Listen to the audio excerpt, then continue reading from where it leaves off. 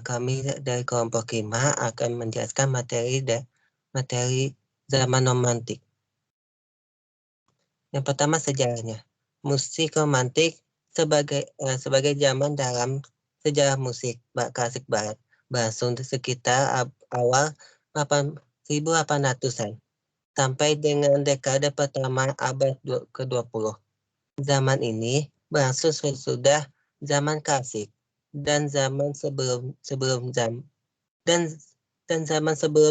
zaman modern. Musik zaman romantik dikaitkan dengan gerakan romantik pada sastra, seni, dan filsafat, walaupun pembatasan zaman yang digunakan dalam musikologi sekarang sangat berbeda dari pembatasan zaman ini dalam seni yang lainnya. Musik romantik terbagi menjadi 3, yaitu pada romantik awal pada tahun 1800 sampai 1830. Pada era ini, musik diwarnai dengan usaha manusia melarikan diri ke dunia rasional. Komponis menimpa bahan dari dunia dongeng yang ajaib dan misterius, tidak hanya untuk karya-karya opera, tetapi juga untuk musik instrumental dan musik nyanyian super.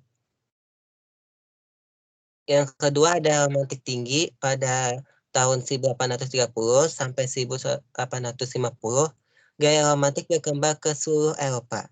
Komponis-komponis menyintakan karyanya dengan semangat baru yang romantis. Haberius dari Prancis menyintakan simfoni Fantasticcio. Dan yang kedua itu Chopin dari Prancis memikat para penyanyi untuk musik piano. Yang ketiga itu ada romantik akhir. Pada masa ini muncul generasi baru, yaitu C. Frank Burke, dan yang lain-lainnya dengan estetika dan bentuk-bentuk baru yang bergaya naturalisme dan nasionalisme. Selanjutnya ada ciri khas dan karakteristik karya. Zaman romantik ditandai dengan kegiatan musik yang lebih menitik beratkan pada penerapan pada pemanfaatan timbre, ritmik, melodi, dan harmoni.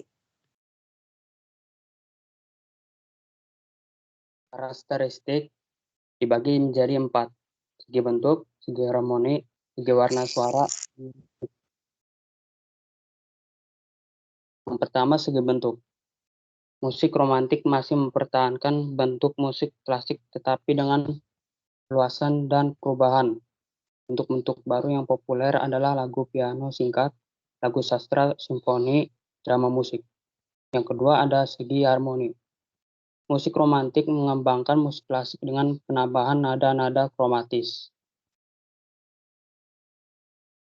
Segi ritmik.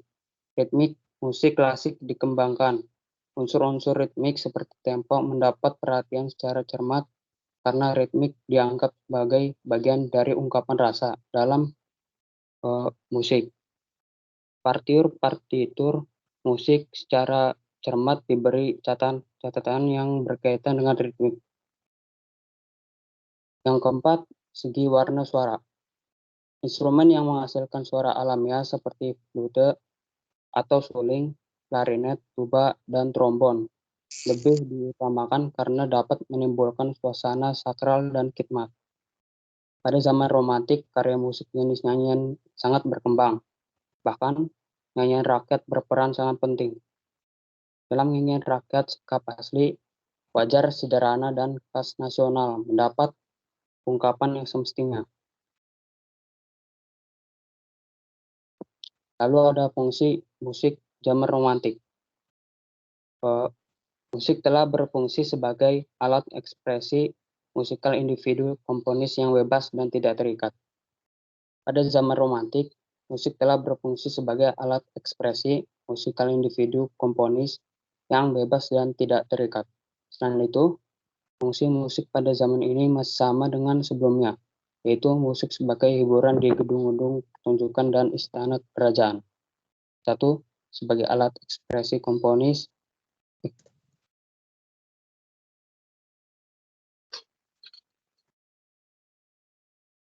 tokoh dari zaman romantik, yaitu ada dua, Alfie Beethoven dan F.P. Schubert.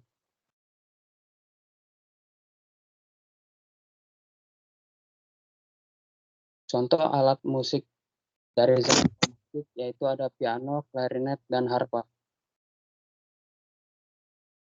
Sekian dari kelompok 5.